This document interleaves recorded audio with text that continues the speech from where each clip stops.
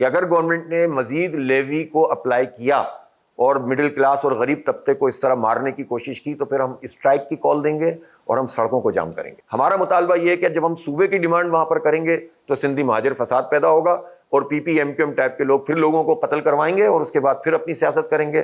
یہ دھندا نہیں ہونا چاہیے. آپ مقامی حکومتوں کو اختیارات دے دیجئے، آئینی، سیاسی، انتظامی، یہ مسئلہ آپ سے آپ حل ہو جائے گا. تو سر سندھ میں تو ابھی آپ نے بتا دیا پیپلز پارٹی نے کیا حل کیا ہے. پنجاب میں نون لیگ کی حکومت سے آپ سیٹسفائی ہیں اور جو کے پی میں پی ٹی آئی کی ہے؟ میں تو نہیں کسی سے بھی سیٹسفائی اس لیے نہیں ہوں کہ دیکھیں گورننس کس کو کہتے ہیں.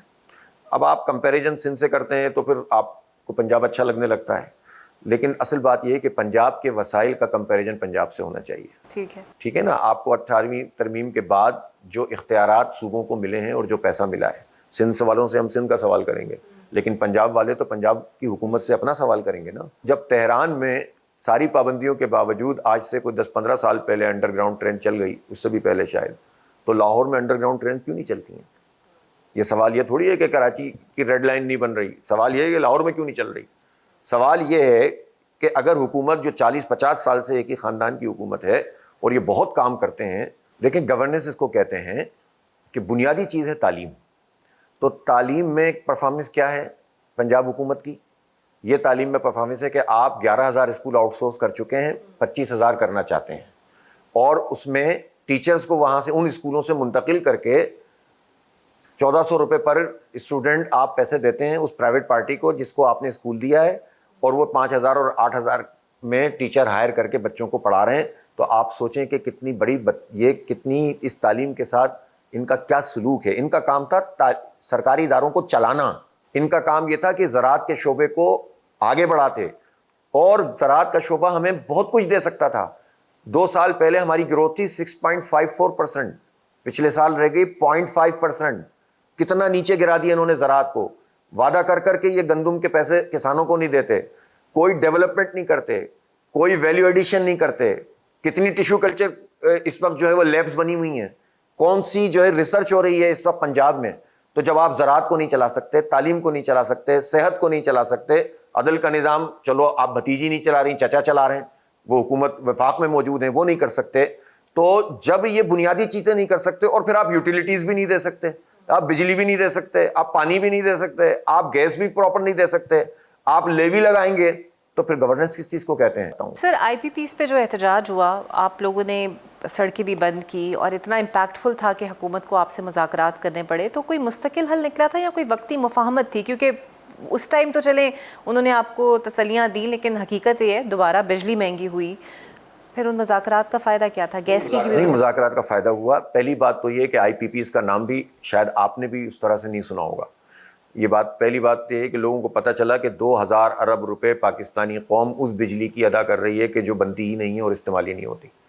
دوسری بات یہ ہے کہ حکومت شروع میں کہتی تھی کہ ہم ان سے بات نہیں کر سکتے، ہمارے معاہدے اس طرح کے ہیں، لیکن وہی حکومت تھی، اسی نے بات کی اور 18-19 آئی پی پیز کے ساتھ ری نیگوشیٹ کیا، اور پاکستان کے خود حکومت بتاتی ہے کہ اتنے ہزار روپے کا پاکستانی قومی خزانے کو فائدہ ہوا. بجلی 7-8 روپے کم ہوئی. یہ سب ہمارے احتجاج کے نتیجے میں ہوا. اب ہم یہ سمجھتے ہیں کہ ہم نے ان سے پھر بار بار فالو اپ کیا. ہمارا طریقہ یہ نہیں ہے کہ ہم بس جائیں اور بندوق لے کر اور کہیں کہ جناب یہ کام کر دو. ہمارا طریقہ یہ ہے کہ پبلک پریشر ڈیولپ کریں اور مسئلہ حل کروائیں. اب انہوں نے نہیں کیا ہے، ہم تیاری کر رہے ہیں. یا آپ 50 لاکھ ممبر ایسے تو نہیں بنا رہے ہوں. آپ نے دیکھا کہ ہم کتنے بڑے پیمانے پہ اس وقت بھی آئی پی پیز کے خلاف یا ری گیسیفیکیشن کے پلانٹ بنا کر وہاں بھی کیپیسٹی پیمنٹ جاری ہے، یا بجلی کی لوڈ شیڈنگ ہے، یا مہنگے بل ہیں، یا پیٹرول کی لیوی ہے. اس پر جماعت اسلامی کے علاوہ بول کون رہا ہے؟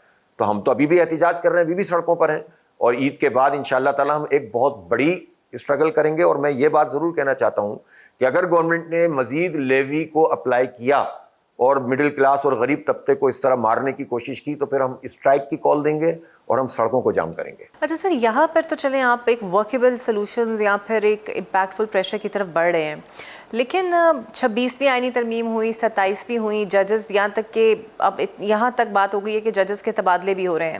جماعت اسلامی بظاہر تو ان ترامیم کے خلاف ہمیں نظر آئی، لیکن ان کو روکنے میں یا مؤثر تبدیلیوں میں ہم نے بہت ایکٹیو نہیں دیکھا. کہ آپ لوگ ان ترامیم کے حق میں تھے یا آپ لوگوں نے ضرورت محسوس نہیں کی کہ آپ اس پارٹ کا بنیں؟ ان ترامیم کو ان ٹوٹو مسترد کیا، کلیتاً مسترد کیا. اور ہم اس وقت جو یہ پارٹیاں ہیں جب اس وقت آنیاں جانیاں چل رہی تھیں، مولانا کے پاس آ رہے تھے، ادھر سے آ رہے تھے، ادھر سے جا رہے تھے، تو ہم اس وقت بھی یہ کہہ رہے تھے کہ آپ اس میں انگیج ہو کر حکومت کو کی سہولت کاری کر رہے ہیں، آپ اس کو کلیتاً مسترد کریں، ایک دو شقوں کے چکر میں آپ اس کو قبول نہ کریں. لیکن ہماری بات ان لوگوں نے نہیں مانی اور اس کے نتیجے میں یہ انگیج ہوتے چلے گئے، اور بالآخر یہ ہوا کہ کمیٹیاں بھی حکومت کی مرضی سے بن گئیں، کونسل بھی ان کی مرضی سے بن گئیں. اسی لیے پورا ایک پیکج بنا کر ہم بدل دو نظام تحریک چلا رہے ہیں. اور دیکھیں ہم اب لوگوں کو یہ سمجھا رہے ہیں کہ پاکستان کے مسئلے کا حل چہروں کی تبدیلی نہیں ہے، نئی قیادت، نیا نظام. قیادت بھی نئی لانی پڑے گی، نظام بھی نیا لانا پڑے گا. یہ پرانی قیادتیں ڈیلیور نہیں کر سکیں، ان کا فیلئر ہے. بدقسمتی سے کوئی نظام کو چیلنج نہیں کرتا، افراد کو چیلنج کرتے ہیں. اچھا سر، اب چونکہ آپ چینج کی طرف آ رہے ہیں، یہ تو چلے پرانے چہرے ہو گئے، کچھ نئی جماعتوں کا بھی اعلان ہوا. شاہد حقان عباسی صاحب نے کیا، ریحام خان صاحبہ نے کیا، اقرار الحسن نے کیا، جواد احمد بھی کر رہے ہیں. ان میں سے آپ کو ان میں سے کسی میں پوٹینشیل نظر آتا ہے کہ who can bring a میں real دیکھیں change؟ کسی بھی فرد یا پارٹی یا گروہ کے اوپر کمنٹ کرنا اچھا نہیں لگتا. ہر ایک کو پاکستان کا آئین یہ اختیار دیتا ہے کہ وہ اپنی پارٹی بنائے اور آزمائے کہ وہ کتنا لوگوں میں جا سکتا ہے. میں اس میں کمنٹ نہیں کرتا. البتہ جماعت اسلامی کے بارے میں کہہ سکتا ہوں کہ ڈیپ روٹڈ پارٹی ہے، ایک ہسٹری ہے، ایک لیگیسی ہے، اور ایک انٹیگریٹی ہے ملک کے ساتھ، دین کے ساتھ. اور ہم اس وقت فیلڈ میں موجود بھی ہیں. تو میں لوگوں سے اپیل یہ کرتا ہوں کہ آپ ہمارے ساتھ دیں، اور خاص طور پر نوجوانوں سے کہتا ہوں کہ دیکھیں پاکستان میں آج تک کسی پارٹی نے نوجوانوں کا ہاتھ نہیں تھاما ہے. ہم بغیر اختیار، بغیر حکومت کے اگر لاکھوں لوگوں کو انگیج کر سکتے ہیں، نوجوانوں کو، تو اللہ نے ہمیں موقع دیا. میں آپ سے بالکل کمیٹڈ ہوں کہ انشاءاللہ 4 سے 5 سال میں جماعت اسلامی 100% ایجوکیشن فری کرے گی، 100%. اور آئی ٹی میں ہم اس جگہ پہ لے جائیں گے انشاءاللہ جہاں ہم پوری دنیا کو کمپیٹ کر سکیں. ہمارے سارے دلدر دور ہو جائیں گے اگر ہماری آئی ٹی پالیسی ٹھیک ہو جائے. ایک آخری سوال سر، جو ابھی ریسنٹ سچویشن ہم نے عالمی سطح پر دیکھی، پاکستان نے جو کردار ادا کیا، اسلام آباد ٹاکس ہوئیں، فیلڈ مارشل کا کردار، وزیر اعظم کا کردار، اتنی کامیابیاں ہمیں سفارتی سطح پر ملیں، آپ کو کیا لگتا ہے کہ یہ جو کمبینیشن ہے، سیاسی اور عسکری کمبینیشن، اس نے واقعی ایک سفارتی سطح پر مضبوط کیا پاکستان کو؟ دیکھیں یہ جو سچویشن ہوئی ہے اس میں پاکستان کا کردار اچھا ہے، مانتا ہوں میں اس بات کو. اور اس میں پاکستان کی حکومت نے اور فیلڈ مارشل صاحب بھی اس میں موجود رہے. یہ تو قابل بحث بات ہے کہ پاکستان کے آئین میں کتنی گنجائش موجود ہے اس بات کی کہ کوئی ہائیبریڈ سسٹم کتنا چلنا چاہیے. لیکن بہرحال ایک خاص قسم کی سچویشن تھی جس میں عسکری طور پر بھی آپ کو اپنے آپ کو سامنے لانا تھا. تو اس میں اگر کوئی اچھا کردار ادا کیا ہے تو ہم اس کو اپریشیٹ بھی کرتے ہیں اور بیک بھی کرتے ہیں.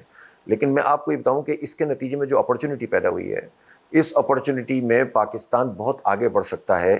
پاکستان کو اللہ تعالیٰ نے جیو اسٹریٹجک پوزیشن دی ہے، پاکستان کی پروفیشنل آرمی ہے، پاکستان کی قوم بہت اچھی ہے، پاکستان میں فقدان ہے لیڈرشپ کا. وقتی حالات میں اگر ہمیں کوئی اچھی چیز مل بھی گئی ہے تو یہ پائیدار نہیں ہوگی اگر نئی قیادت اور نیا نظام نہیں ہوگا.